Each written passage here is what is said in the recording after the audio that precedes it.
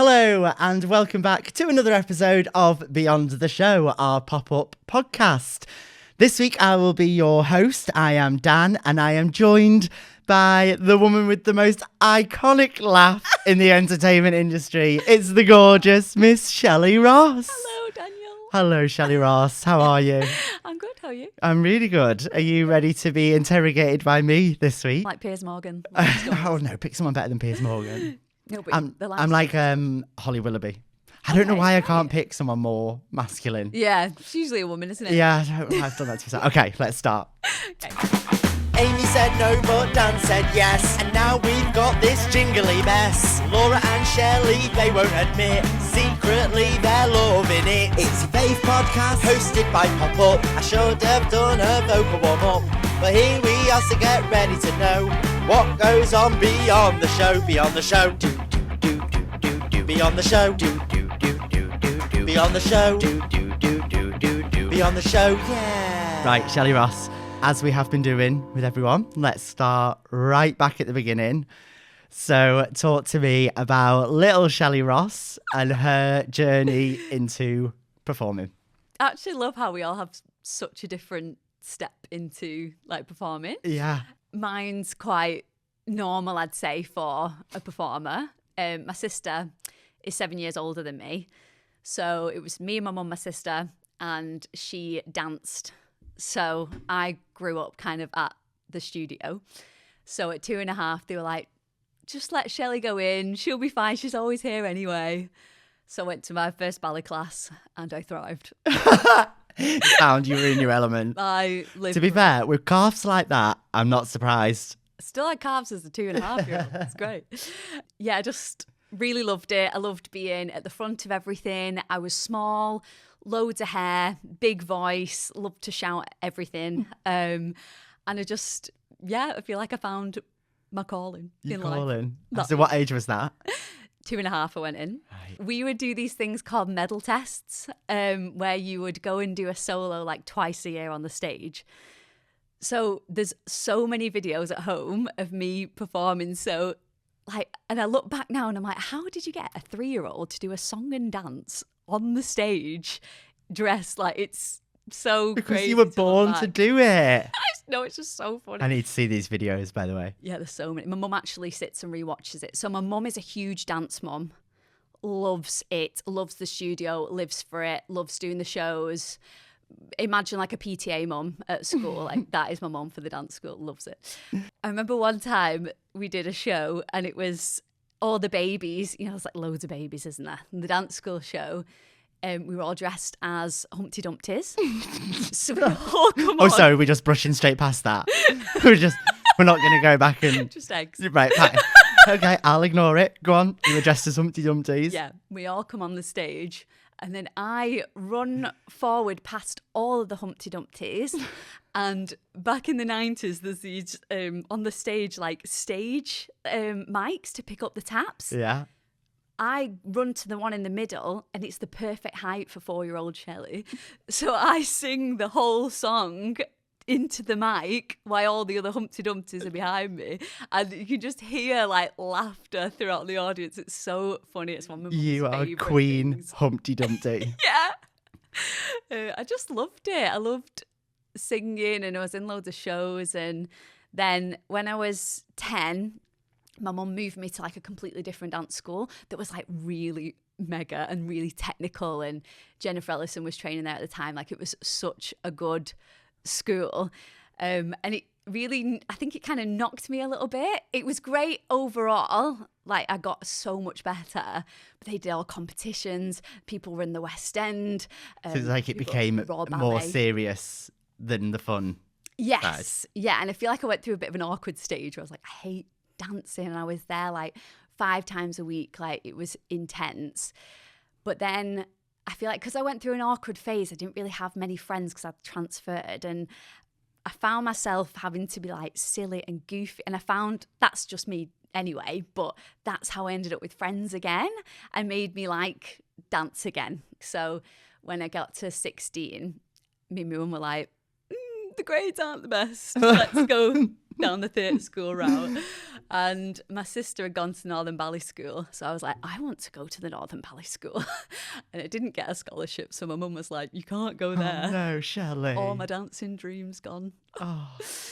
So we looked at the musical theatre route and found Liverpool Theatre School, which was again local, so I could still stay local. And my sister was like, you're silly anyway, like the singers get paid way more. What are you thinking? Why are you trying to do this dance thing? I was like, I don't know, because you did it. So yes, ended up going there at 16 and it was so good for singing. And that's the side, my mum was like, you can sing, you can act, but it really needed to be.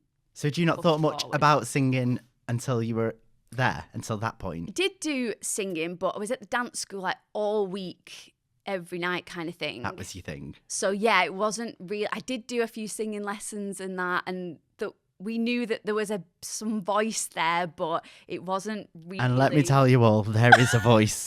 There is a voice. So I feel like when I went there, everyone was so good at singing. It was really kind of known back then for like the singing. So, but that just pushed me even more. I was like, oh no, I have to be as good as these people. And the singing teacher there, shout out to Andrew Keir, he was like Simon Cowell, you wanted to impress him. So I just really pushed myself in that angle and ended up coming out more of a singer, which was great. Right. What a journey from Humpty Dumpty to lead singer. So you were at college. So then when you graduated, yes, what happened? I got an agent from college. They take you down to London for like a showcase, your college. Right. So I managed to get picked up by this agent who was working with some of the people the year above me, and they had well good opportunities. So I was like, oh, this is actually great. But she looked at me and was like, you're on my books because you look really young on stage and I don't have anyone else that looks as young as you. Kind of like, not really bothered about your talent, but you look young. Yes, yeah. So I went into lots of auditions for younger roles and things like that. Actually, I mean, you still look young now, Shelley Ross. I reckon you could still play Matilda now if you needed to. Thank you.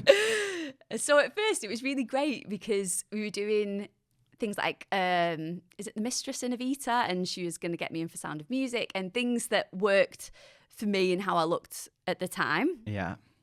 But I remember this one time she rang me and was like, oh, I've got you an audition for We Will Rock You. And I went, oh, I thought you said that wasn't really me and that wasn't really my vibe. And she was like, oh, but you have to go.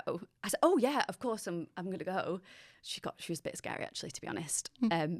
And so I went to this audition and I remember being just so uncomfortable about going to the audition anyway. And I was wearing fishnets because she'd gone through my outfit choices. Nude or black? Black. Oh, no. Tragic. Some tragic Converse.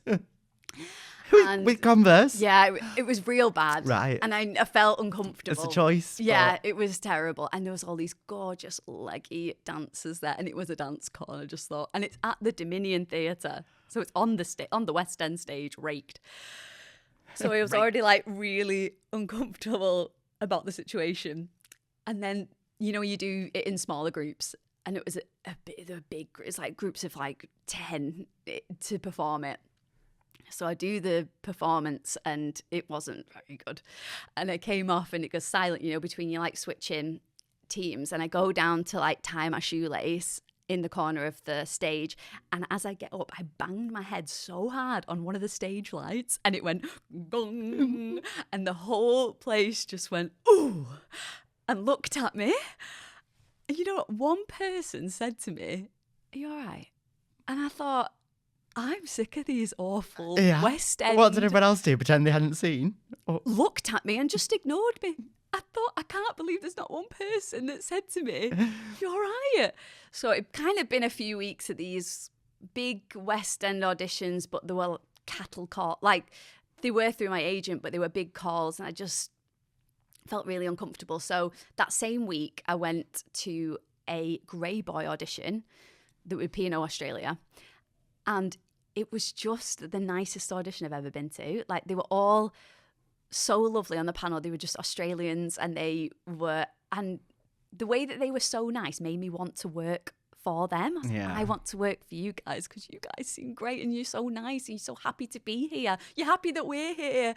And it was just such a lovely experience. And I found more cruise calls that were much more warm and welcoming and less like that. Pretentious. Yeah.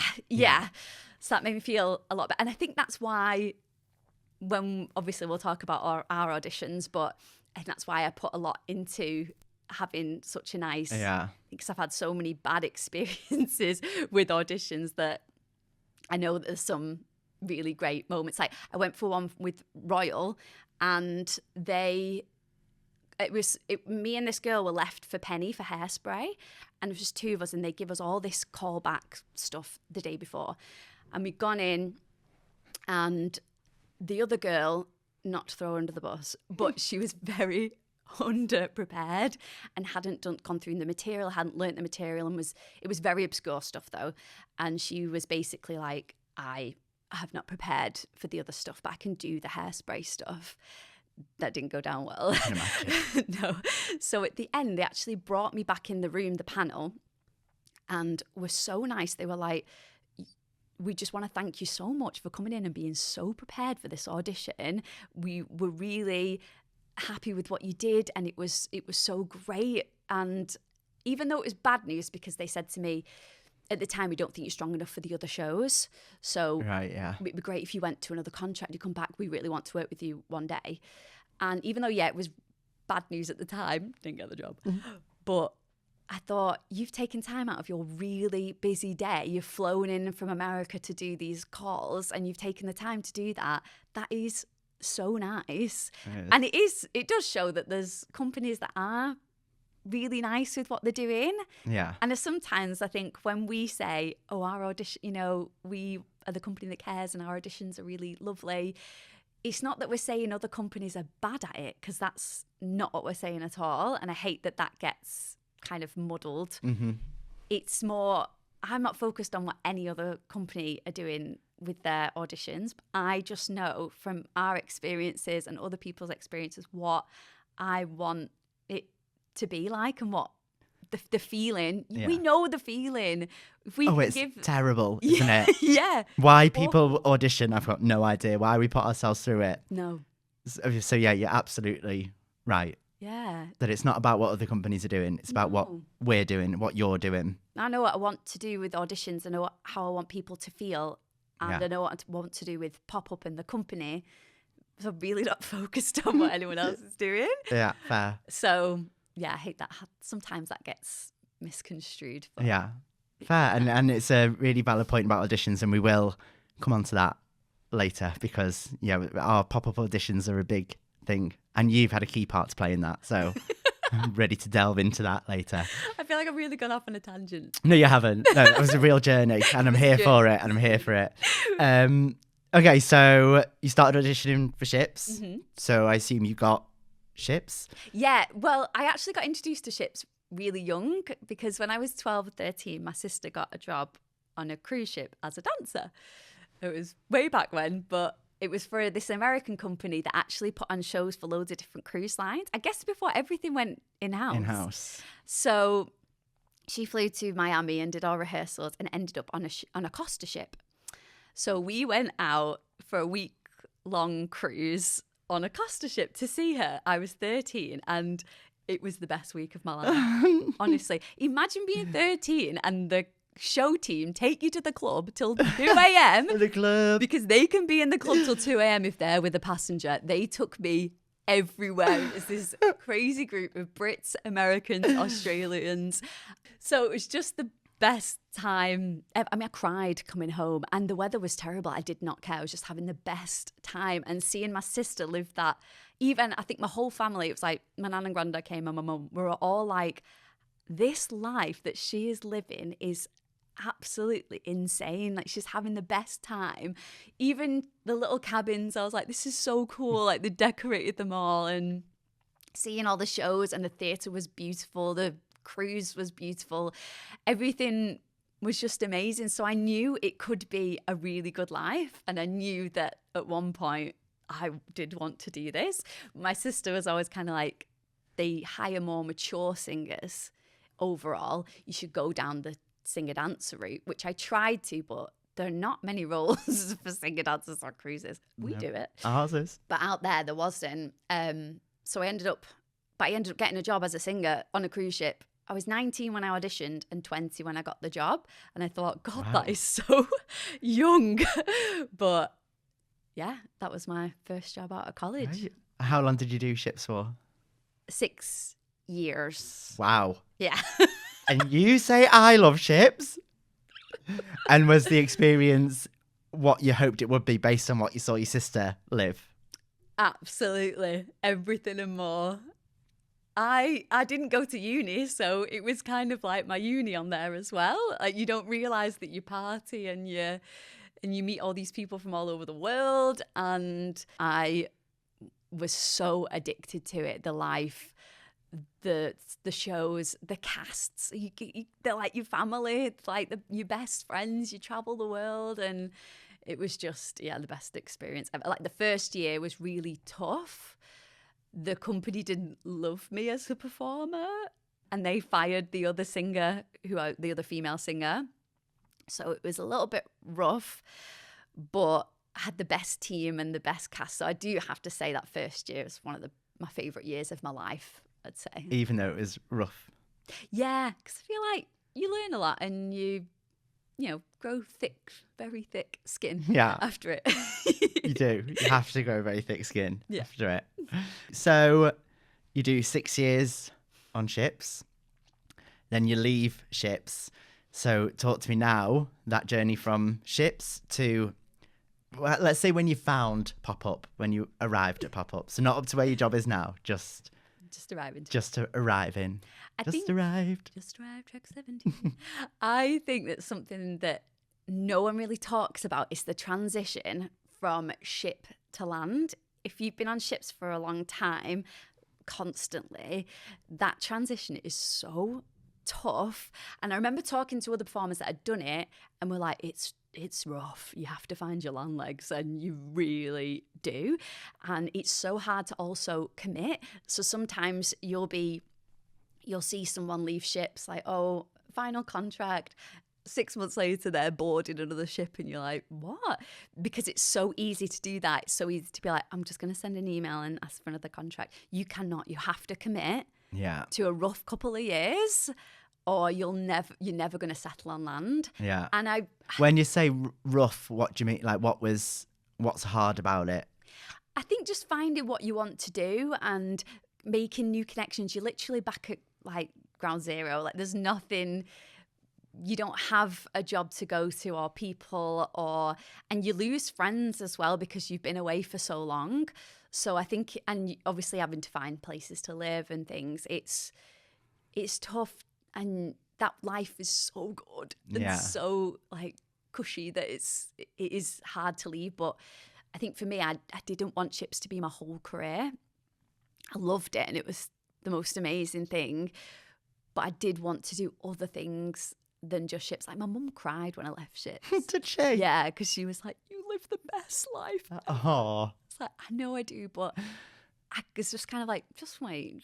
Just wait, mother. Yeah, I will prove you wrong. Yeah. Because if I didn't leave then, I think I would have got stuck and I wouldn't have been able to rebuild my life from where I did. I went into really random things. I fell into teaching randomly, which I never thought I would do, but I did end up really liking it, which surprised me. Yeah. I can imagine you being a really good teacher. Yeah, I like it. Yeah. It's nice, which, surprised me. I never thought I'd end up teaching dance or singing or anything like that. And I always wanted to do a bit of not actor work. I'd say, like, I've always wanted a line. But I kind of went into that side of things where I explored a bit of acting and a bit of TV and a bit of adverts and things like that, which was really fun. And then I really wanted to do some gigs. I really wanted to gig on land. To be honest, as a performer, I'd say I was very proactive. I was always looking for people. I was always searching for things. I was searching for jobs. So a part of me always thought, oh, would I be an agent one day, or would I go into casting one one day or something, because I knew I was really good at being proactive and finding these jobs and random auditions and things like that. So I come across an advert for, it was on The Hustle, actually. Shout out to The Hustle. I actually missed The Hustle. Bring The Hustle back. Great. Was that Facebook group? Yes. Yeah, I remember that. Mega. Really great. It's still out, but at the time it was like really The place to look for your jobs. And Pop Up had put a job out on there, and it was Laura called me in for like an interview. It wasn't even an audition. So I rocked up at the studio and had an interview with Laura. They probably don't even remember this, which really makes me laugh. And I remember seeing Amy on the glass. Do you remember the glass table? Yeah. Glass Oh, yeah, in the glassed office. Yeah, well. yeah. And I just thought, why are we not talking about the fact that she looks exactly like Reese Witherspoon? Yeah. Oh my God, she does look like Reese Witherspoon. Yes. I was like, why is no one referencing this at all? I just kept staring at her like, why is Reese in the room in this audition? Not audition, interview with Laura. And then she's like, have you got anything to sing? I was like, oh, no. So I was like, can I just go to my car and practice something? So she was like, yeah, I came and sang for them. They offered me a job at the ice cream farm. No, rock and roll. But because I kind of just got into my teaching side of things, it was the hours just didn't really work with that. So I turned it down. I thought, these people are never going to hire me again, ever. So then they held an open audition. So I thought, I'm going to go to that. Love that. Rocked up. It said 1 p.m. singer call. Great. I go at 1 p.m. and there's nobody there but loads of dancers who are waiting for this call back. And I thought, oh gosh, why is no one in for the singer call? So I was like, come on, I must have read it wrong. I don't know what happened. But then they were like, yeah, come in, we'll see you. I remember getting my legs out. These probably don't remember this either. Getting your legs out? Yeah, I had a little dress on, the legs out, and I remember them going, you've got great legs. I was like, thank you so much. And little character shoes. I barely sang the songs, and then they liked me, and Amy was like, oh, you can sing as good as you can dance as good as you can sing, right? And I said, yeah. No. You can. But no. Then they called me back for the dancer recall, which was terrifying, but they still liked me and then offered me some bits of work. Offered a job by Reese Witherspoon. Absolutely, yeah. Do you know what's funny? Just going back, you said about how you were really proactive with looking for jobs. Mm-hmm. I realised that I didn't know any kind of other job that there was. You know, like, other than cruising. I didn't know there was gigging. Yeah. Or like some of the stuff we've done, I would never have even thought that was a job. But you kind of knew all of that side of the industry. You knew that was all out there.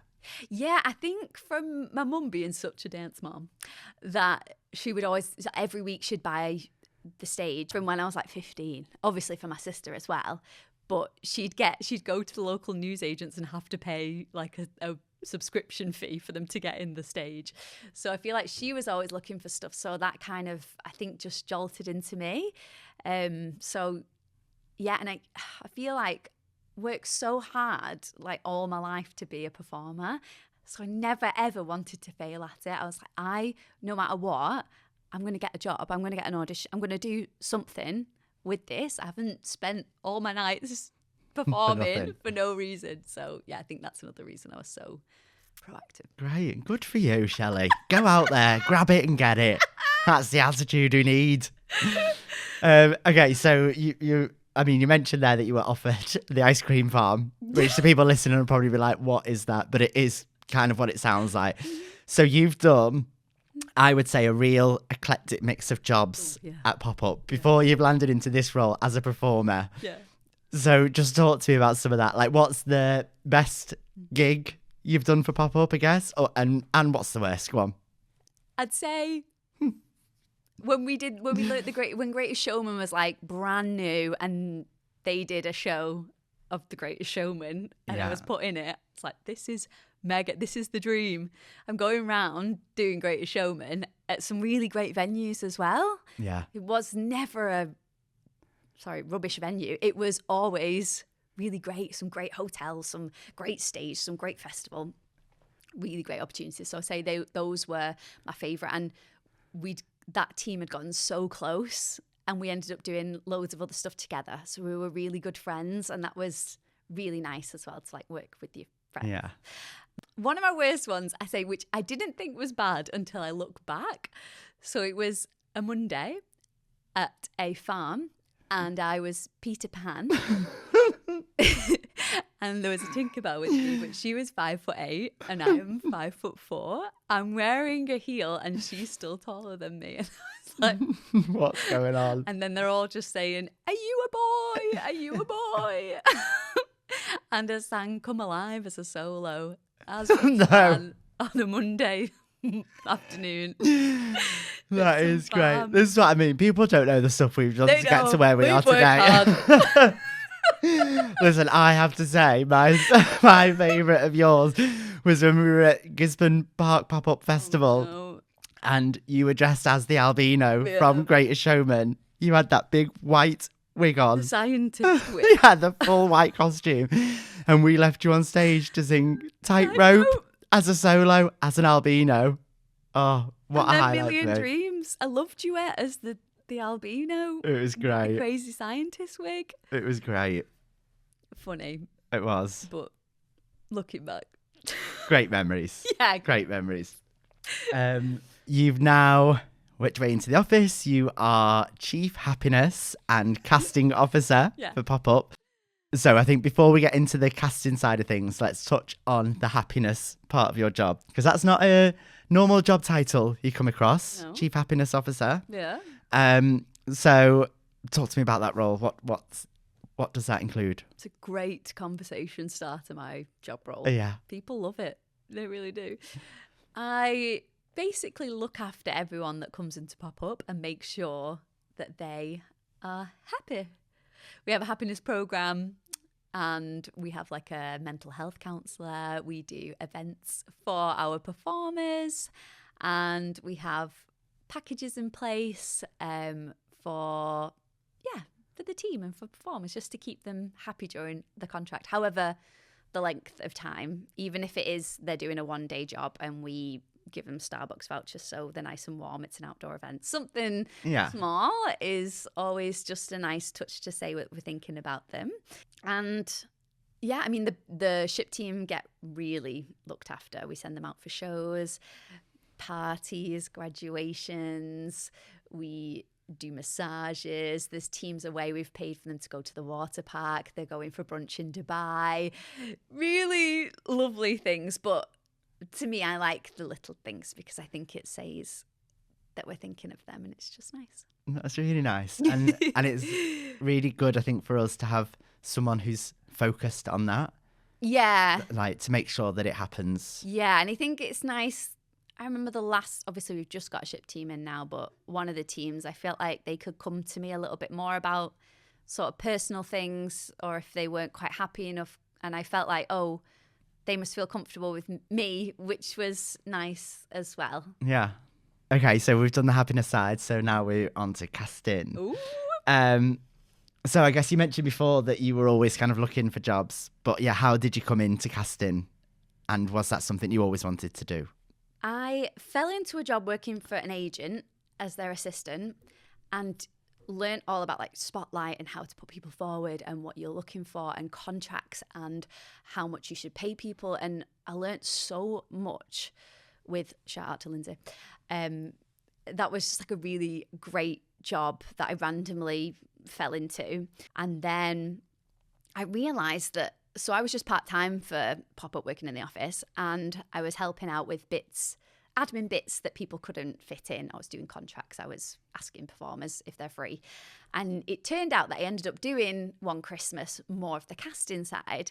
And I realised that nobody in our office wanted to do that job. No one wanted to look at show reels. They were always like, oh, we've still got a list of emails to go through. I'll go through them. That's great for me. I love it. So I realised that there was like a gap for someone to manage the people that we bring in. So I remember Amy being like, she goes into these therapy sessions, doesn't she? Where she's kind of like, what do you want to do for the next 5 years? Makes you really think about your life. Yeah, you're not ready for it. Yeah. But one year she was like, right, I want you to write down in an email what you want to achieve with pop-up this year, what you want to eventually achieve for pop-up. And I was like, this is my time. So I put together a presentation about how I should be. God, that sounds so terrible. Oh my God, I doesn't remember it? this. I should be the Chief Happiness Officer and Head of Casting for pop-up, which is really forward of me, actually. No, Thinking back, again, you got to go out and get it. yeah. So I made this presentation and every page had Chief Happiness Officer and Head of Casting in the page to be like subliminal messaging, make me these titles. So she really took that well, and she actually really loved that I'd done something out the box and eventually added casting into my title, which for me was like a really big deal. I was like, oh my God, I feel like I've made it. And then that became more my job, where people would give me the castings and to run the auditions, and a bit more free reign on it, which was exciting. Didn't you have walk-on music to your presentation? I did, yeah. What was it? It was a jazzed up version, not jazzed up, it was a remix of Don't Stop Moving, S Club 7.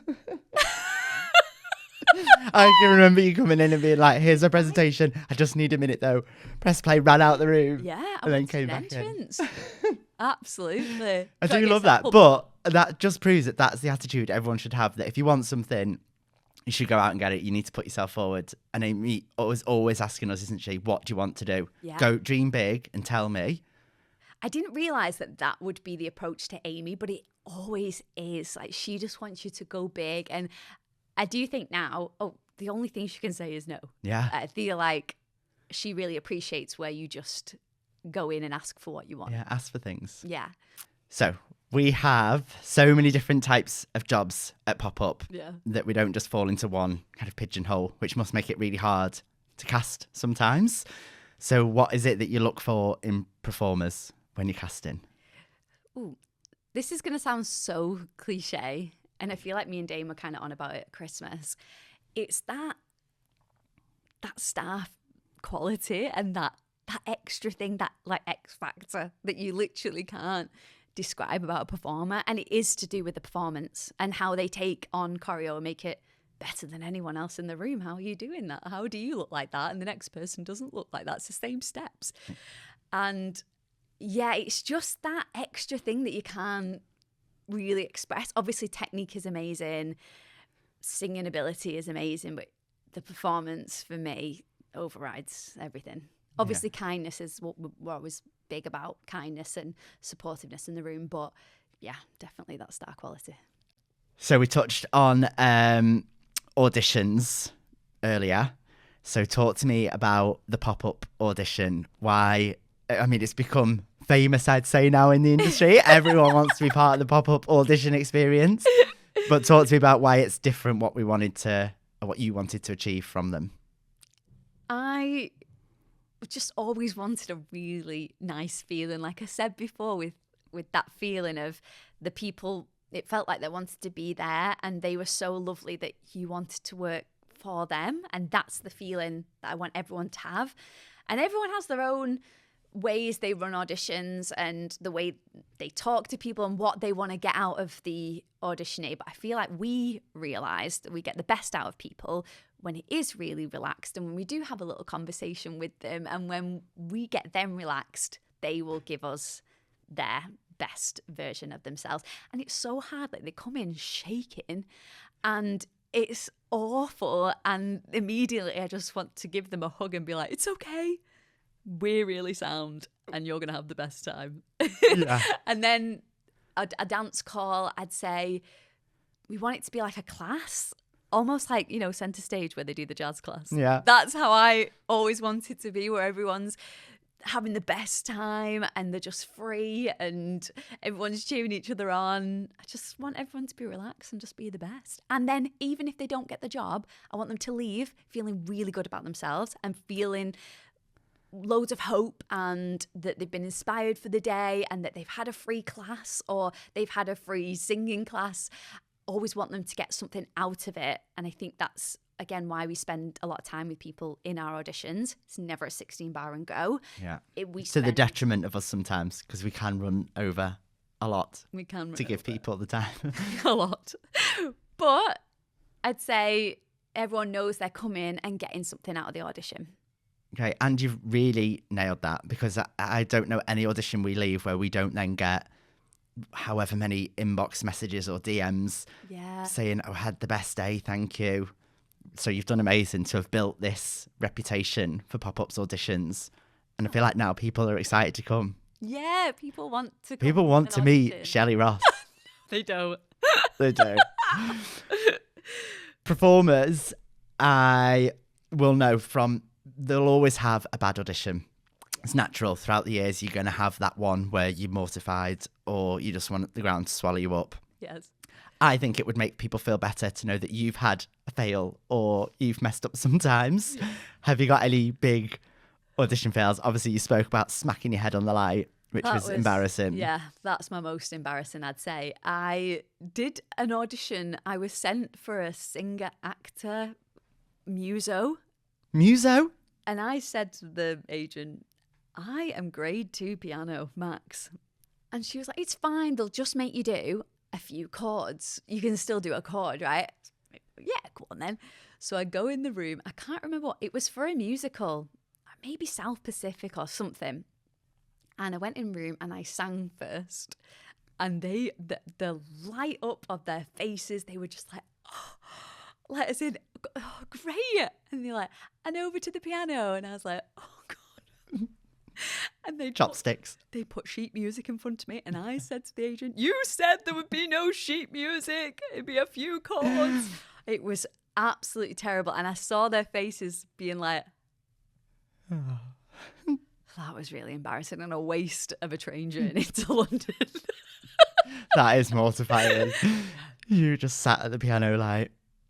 Oh, it was real clumpy. Tough. But listen, it just shows that it happens, doesn't it? And yeah, absolutely. I think you're always very good at if someone falls in an audition or they crack, you're straight away like, it's fine. Yeah. Come on, start again. Yeah. Because it is. We're all human, aren't we? Yeah. We're all human. Yeah. And you can just laugh about it later. Absolutely. It's a great story for later. Yeah. If anything, fall in an audition. Yeah, you'll get remembered. You will. Do you have any advice? Actually, this follows on really nicely. Any advice for performers auditioning, maybe on how to get noticed, or any pro audition tips? I say don't overthink things and go in as yourself. I always feel like in a singing audition, they're thinking, what do you want me to sing? You know, before they come in. It's just not about that. You need to come in with the best song for your voice. Think about your second song being right for the show or being right for the contract. You come in and wow us in your style, what you're good at. Don't think I need to do a rock pop song. No, just go with what works for you and what is you. I always think the performer's trying to fit into a box of what they think we're looking for. No, just come in as a general self. And a lot of the times, casting directors will work around you. If you're amazing, we'll have you regardless and we'll work around what you can do. And then in dance, I say the same thing, come in as yourself. Wear what you would wear, what you're comfortable in. Don't think, right, they're looking for leggy dancers, so must have my legs out. No, no, you don't need that. Just, really stop overthinking everything and go and just be yourself and someone will love you. Love that. Really great advice. What's your favourite thing to cast? Dancers. I love casting dancers, and I feel like when Laura gets something in that's dancers, she's like, Shelley, it's dancers. I cast her 20 dancers. I'm buzzing. There's so many dancers out there who are just insane, and I just want to give them jobs. I'd imagine that from the outside, casting looks and appears really fun. But for Christmas, for example, we have God knows how many contracts, like a lot. That's all down to you to cast. That must be stressful. I get really stressed out at Christmas, and Dan will know this. The worst, because he's my direct manager. You don't get stressed. But it's a lot of pressure to cast that many people. How many people did you cast this Christmas? 400? I don't know. It was never ending. Yeah. never ending. And you still want to make sure that the best people are on the best job, Yeah. even when there's 50 jobs Yeah. to fill. Every cast needs to be right and perfect because it's for a different client every time. Listen, I would not want to be. You said before that everyone at Pop Up was like, I don't want that job. And I can confirm none of us want that job. When you go on holiday, I'm like, please don't get a job while Shelley's away.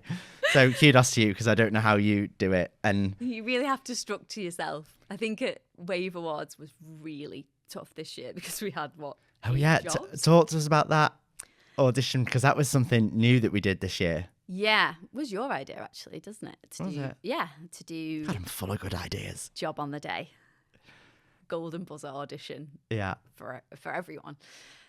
It was an incredible audition experience, wasn't it? And the level of talent was outrageous. Insane. Really fantastic. So that was really tough to cast. And yeah, and then we give the jobs out on the day and they started rehearsals the next day. Which was a wild ride. Yeah. It was great fun though, doing it that way. Yeah, it really was. I think we'll definitely do that again Yeah. at some point. It was great. But you're right, the amount of talent was, yeah, and there must have been, 300 people there, and it was 8 jobs. Yeah, We were like, oh my crazy. God. Right. We've all spoken about our funniest memory at Pop Up. Come on, give me some. What's your, what stands out? What makes you chuckle now when you think back to it? Oh, I don't know. Definitely my Peter Pan moment. Yeah. I've also been a My Little Pony, which is quite hilarious. And I've got 2 funny memories about Shelley Ross. oh, And is this my the first, phone going down? my first one is the phone. So Shelley had to call Move Dancewear. Was it Move? Yeah. You tell the story. God, I can't. They sent battered shoes, battered male Oxfords for our cruise team. So I had 5 pairs. Anyway, I needed to ring them up to get new ones sent immediately. Anyway, I was on hold for a long time. And I don't know why Dan thought it was. Why did you do that? Because I thought it'd be funny. He thought it'd be really funny to walk past me and press the red button and leave after me being on hold. Never been so angry. No, you changed so quickly. Honestly, guys, her face, she looked at me like she was going to kill me. And I thought that was one of the moments where I thought it'd be funny. And it wasn't. No. But no, my other is when I can't remember what you were casting for, but you were like, guys. so you were like, guys, some guy's applied and his name is Demonic. Who calls the kid Demonic? And we all looked at Shelley and we were like, Dominic. That was really... Well, it's how angry you were that mum had called the kid Demonic. Oh. And then we were like, Dominic. Oh. Yeah, that's it. There's been a few names. There has. That's my favourite. That really stands out.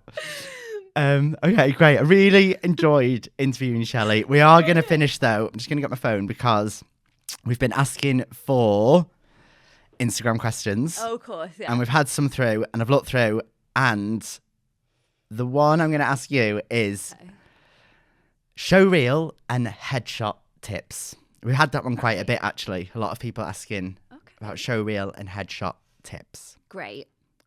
I would say never get a vocal reel. That to me is so useless, where it's just your headshot Really? and your reel, because they could do so much to that. Oh, you mean when it's reel. just the audio? Just the audio, and they have a picture themselves. Yeah. Which seems like a lovely idea. It's not, because you could completely change that whole audio. I think is it Vocal Studios are doing? Yeah. They are doing that's really great. But if it's really expensive, you don't have to do that. You, with an iPhone, propped up, singing a couple of songs is absolutely fine. Don't think that you need to spend so much money on headshots and show reels. You don't. You can use your phone at home, prop it up. Don't even need to be like some crazy camera. Your headshots, you can find someone for like £150 for your headshot. You don't need to be paying £300, £400 for your headshots. As long as they look like you. Yes. That's the only thing we ask for. And it's not face apt. Is it face? Yeah. Yeah. And it's like face tuned. Face tuned, that's it. face-tuned. It's not face tuned. That's That's the idea, really. Yeah, let us see what you look like. Yeah, even if you get someone to take your photograph, absolutely fine, as long Yeah. as it looks like you. Not looking for a specific look in your headshot or, oh, is that professional? Don't care. Yeah. How about dance show reels? Because Ooh. that's a big one. For me, that's a big one. It is. There's so many tips I could go into about dance show Yeah. reels. Obviously, show your best within the first few mins. Put your best stuff at the beginning because you probably won't get through the whole thing. Yeah. If there's something that you want us to watch, don't put it at the end. It won't get seen. Yeah. Again, film yourself on your phone. Yeah. Doing some performance work where you're showing you can perform. Yeah, that's different such a big one. styles. We get so many people who dance great and look really technical, but their face is so dead. And that's such a big part of the job is being able to sell what you're doing. If you're going to do kicks down the room, do it with a massive smile on your face. I want you to and do it. eyeball the camera. Yes. Give it some. If you're going to do Yeah. a double pirouette, your face needs to be saying, I'm here on West End. Yeah. So, yeah, definitely perform during your show reel and don't feel like you have to put all these big numbers on where there's a little arrow pointing at you in the back. Yeah. I can't see you. We want to see you. Show us you. Show us you. Great advice. That's my advice going throughout all of this, isn't it? Yeah. Be you. Be you. But that's a great piece of advice. Yeah. Listen, if you take away anything from this, it's be you. Right, Shelley Ross, we're going to have to wrap up. Thank you so much. It was great getting to know a little more about you and how you've got here. Thank you all so much for listening. We can't wait to carry on bringing more and more podcasts to you and watch this space. We'll see you soon. Bye. Bye. Every week we end with bye. Bye. Maybe that could be our thing. Yeah. Bye. Bye.